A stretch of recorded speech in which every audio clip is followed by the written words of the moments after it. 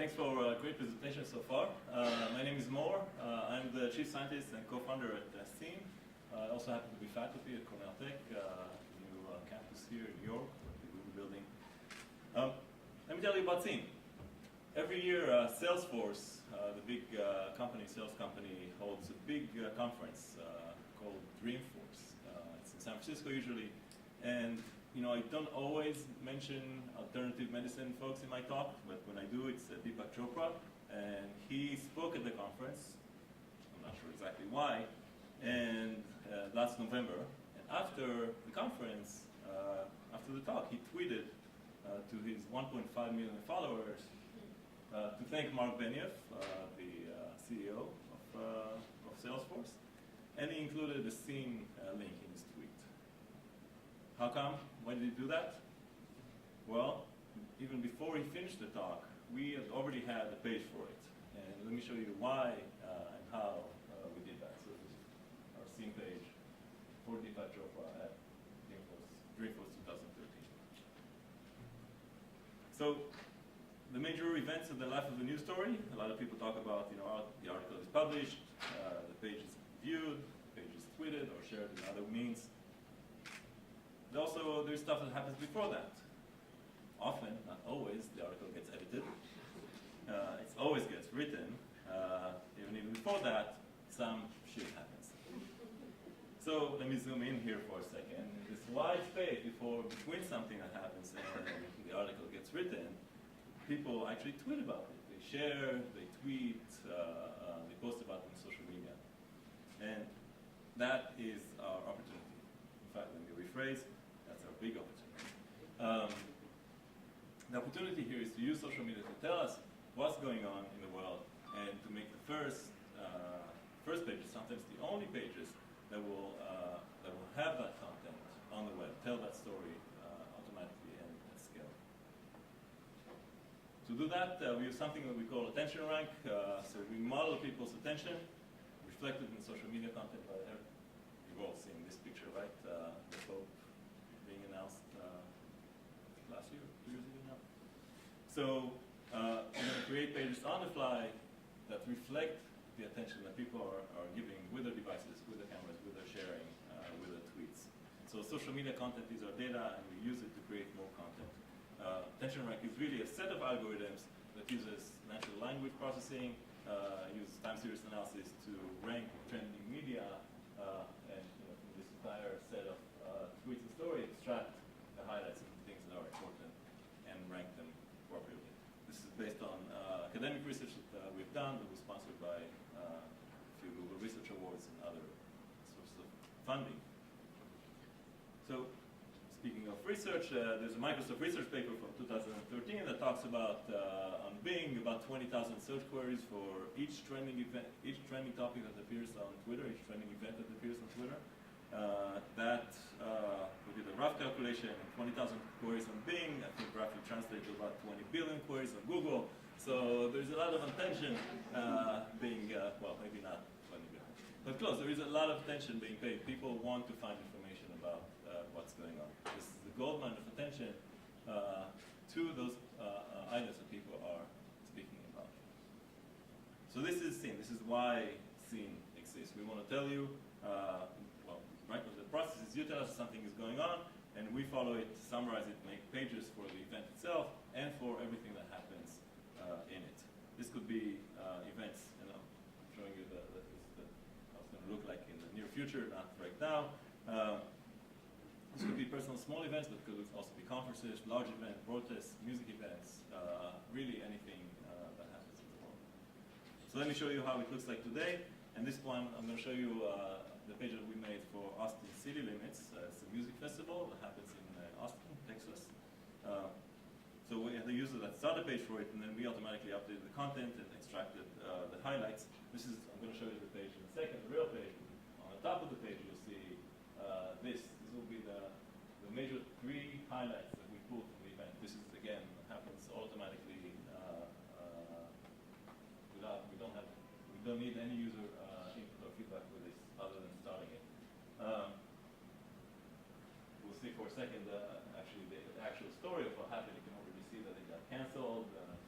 Kendrick Lamar Mar played and Cure played. That's for day 5 of the event. We also pull the top sources, people you need to know about if you care about this event, and kind of give you the pulse, what the event looked like over time. Let me actually jump to the site and show you this. So this is what we were just looking at. Below the header, we kind of take a page, just kind of a live blogging idea. We take everything, something that happens, we plot it on a timeline. It's reverse chronological. So now we're going back in time. Let me actually jump to the Cure down here.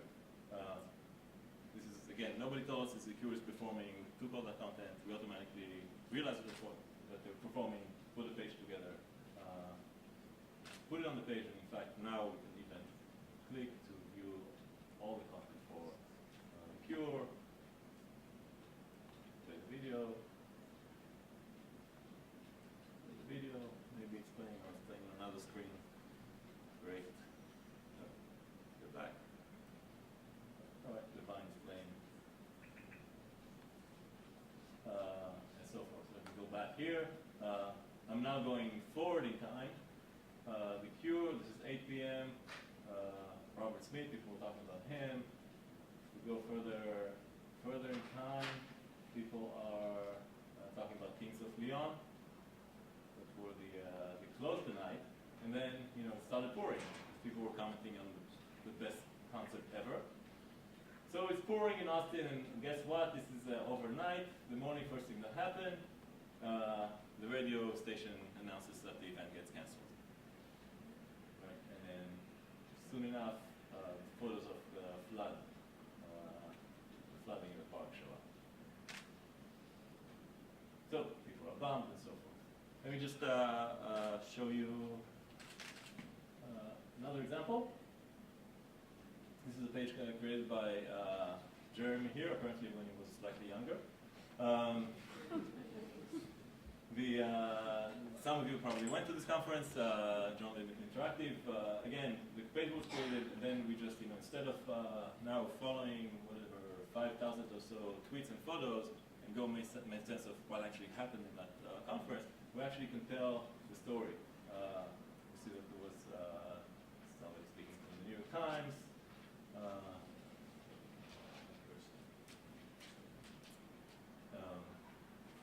And we pull, for every such topic, we pull the key tweets, automatically rank and pull the key, most interesting tweets and photos. I think there was something actually interesting happened here in the middle that was quite surprising, other than all the smart quotes. Look, even Jeremy Kaplan was trending. Yeah, there was a lockdown, police activity outside. Yeah. Was that too crazy or just, anyway? There was a suspect on the loose right outside the conference hall, so they actually locked everyone in. And so we had a page for that as this was happening in real time. So back to the PowerPoint. This is quickly how the scene is set up. Anyone can give us an event, a set of hashtags. Right now it's based on hashtag, but we really can take any stream of content and analyze it, make sense of it, and present it. So we're moving to doing things that are not just hashtag based. Give us time where to start, where to end, and that's it. So we've seen this. This is the page that we made for Dreamforce. The top 3 things that happened: Marissa Mayer, Sheryl Sandberg, and Green Day performed in their opening act. Go figure. But again, these were 100,000 tweets. So go pull through 100,000 tweets to figure out the story. We actually bring it here automatically. And the way this is how we got Deepak Chopra's page. The question is, how did he find that page? And the reason we found that page is we have a distribution platform that's really not just creating those pages, but also pushing them out to relevant channels. So we'll push pages out to Twitter. If something is happening, we'll use the hashtag, we'll post, hey, this just happened, the Cure just performed at hashtag ACL. But we have great SEO, so we post the page on Google, people immediately look for it. That's what Deepak probably did. He searched Deepak Chopra Dreamforce, this was the only page about this for probably a day or two after the conference. So our goal, we'll cover everything that happened anywhere, big and small. And right now we're doing only machine, but we're going to combine machine and people's curation to create the best pages for everything that's happening in the world. We're going to do that based on algorithmic foundation.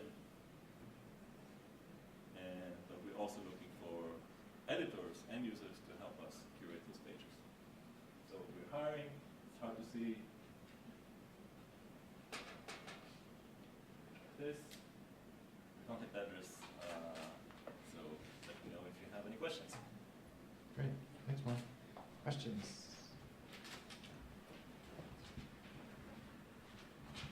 So currently, is it just strictly like concerts, events?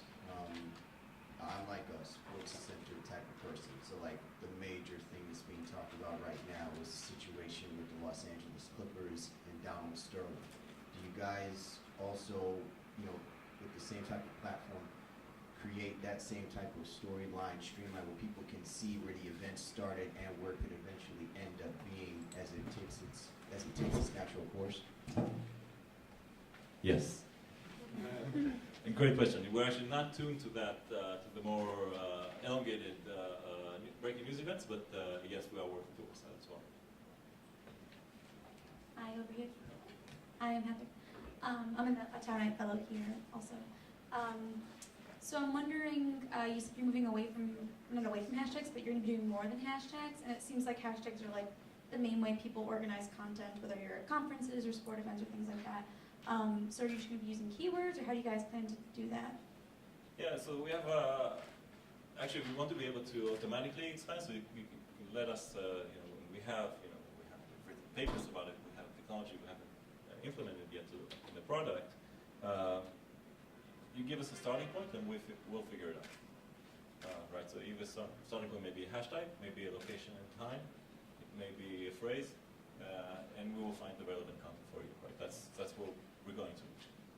Right now the hashtags are really convenient because people are motivated to have them and promote them.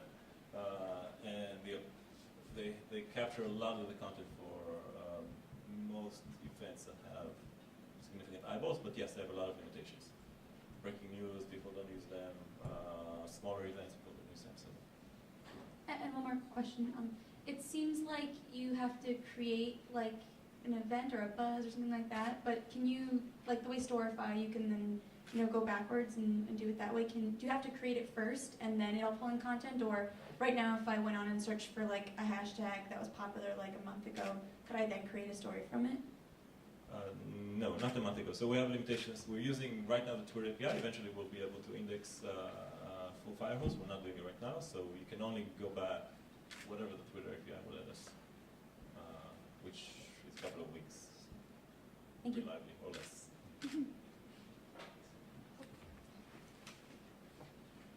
How is this different or the same as other products that are doing something that seems sort of like the same? Say, paper.ly that will look through a selection of websites and create a page for you automatically. Yeah, so we're really focused on, I think paper.ly and other media like that. They're related. They summarize in some way, summarize feeds for you, but they focused on they're focused on other things. So paper.ly summarizes social feeds. It could be on any topic, right? And they'll find the things that are important for those feeds. We actually start with a topic and say, here's a topic that people care about, or here's an event that people care about. And it's not necessarily who you're following, but who's posting about these events. And we put together the information around the topic. Does that make sense? So paper... The result is similar, a page that's created from that intention. The result is similar, but in paper.ly, for example, they don't have, I think what the last I've seen, they have a page for every user, right? So the user has their own page with links that were shared in it, or the people that from the people that he follows. It's not like having a page for Dreamforce or having a page, thanks for reminding me, for the event tonight. Let's see what happened.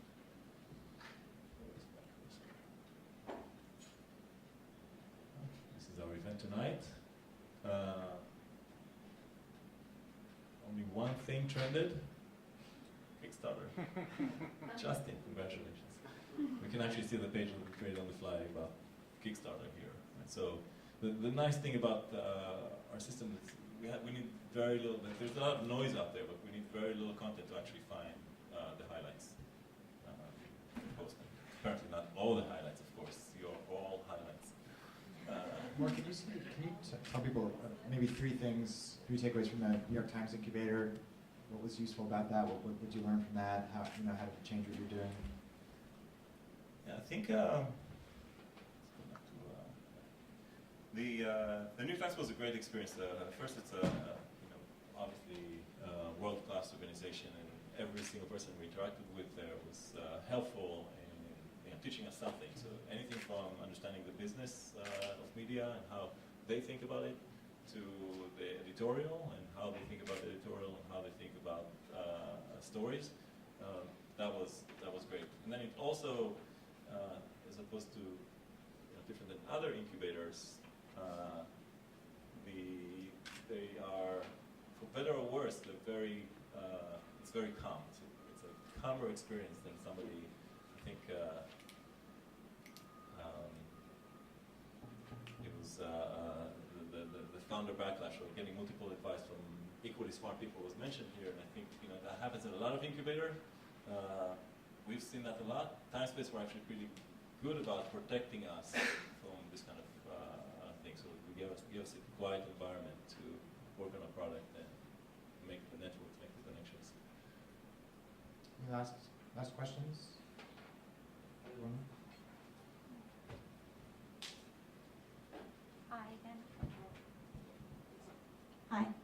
Are you familiar with hashtagger.co? They do like a similar thing where they pull in content from different social networks, and they actually allow you to isolate, like if you just want to see what the what the buzz is from like Twitter or just from Instagram. Whereas I know with you guys, you could like just see photos or just see tweets. And I was wondering if that if you were thinking about integrating more social networks, or if you were thinking about isolating it by networks, or if what we're seeing now, these stories, is really the main point of what you guys are doing, and not so much pulling in content from different networks. Yeah, I don't think so. Yeah, we will add more content sources. I don't think people think by sources. We want to have people think by story, so they go to our page and they see the story. And most of the aggregators around hashtags don't have the technology that we have, which is to break down the story and to find the most important things that happened, and within them, the most important content. So yes, I can show you the list of tweets, or the list of photos, or the list of Facebook posts, or the list of Tumblr posts, but what was really important. So that's what we're trying to bring out, and this is our first iteration. You've seen kind of like the design that we're going towards. So it's not a laundry list of what was posted, it's actually a story. We're trying to go towards a story. And when you say like the most important content, I know now like when I'm searching a hashtag or something on a specific network, I'll just see the most recent post, and I won't see like the most liked post or something like that. Is that what you mean by?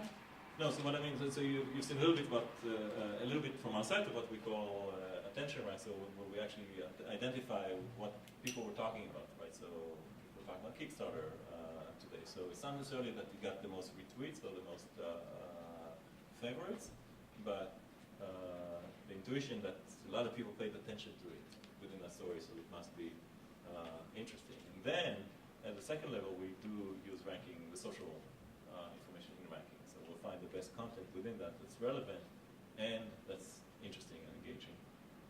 So you're saying that like Kickstarter was trending and it had the most buzz, but it wasn't necessarily because it had the most tweets or posts, or? No, it didn't. Well, not necessarily have. First of all, yes, it didn't necessarily have the most tweets or posts because probably people mentioned CUNY or mentioned other topics here more often. So yes, that's not just it, and it also didn't have. It's not just about the retweets or content that's going viral. Right? It's slightly different than that. So the idea is to pool the timeline, not necessarily say this one piece of content is trending, but actually say, this is what's interesting to people at that moment. Thank you. Great, so last question, and then if anyone has any quick announcements, you're looking for someone to hire, or you have something else to tell people about. Hey, sorry, just a quick question. So, in terms of your editorial side, do you ever have a situation where you see that say something is trending, like a lot of stuff's getting talked about, but then you're looking through the stuff that's being talked about, and something that hasn't gotten notice, like journalistic notice that you feel should have gotten noticed, do you have a means of, like, do you ever exercise a kind of editorial mandate in that way, where you then present something you think that has been overlooked in like a breaking story or something like that? So right now we're focused on a more, you saw like the conference, the mid-level stories. So we haven't, we have some media organizations that use our site. We're not necessarily optimized for that. So the editorial in that sense is kind of like, these are almost all things that are not going to make the New York Times, or are not going to make BuzzFeed, right? This is like the events that are happening in the world. Now, in larger content, yes, I think when we go more towards producing events for producing pages, scenes for news stories, we will see more and more content that is kind of off the radar, and we've seen that in those, even on the small things. Great, thank you, Mor.